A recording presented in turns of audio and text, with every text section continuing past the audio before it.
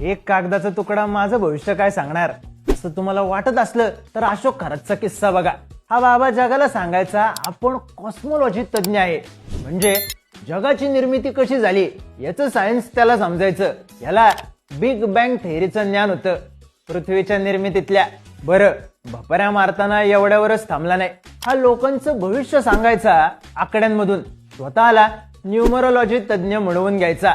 आपण मंदिर सुद्धा अंकशास्त्रानुसार बांधलंय असं सांगायचा. पण याची हुशारी समोर आली आहे मार्कशीट मधून.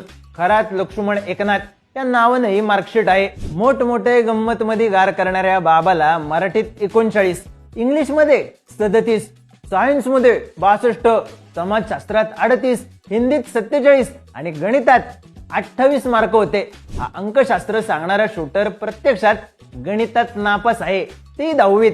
याला एकूण टक्के 35.86. पण त्यानंतर गाड्यानं नाव बदललं आणि गणवायचा धंदा सुरू केला.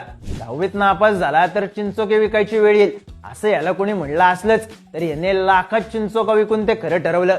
पण आता बाबा फसला. कागदाच्या तुकड्याने त्याचं भविष्य नाही पण भूतकाळ सांगितलंय. 10वीत नापास होण्याचा भूतकाळ.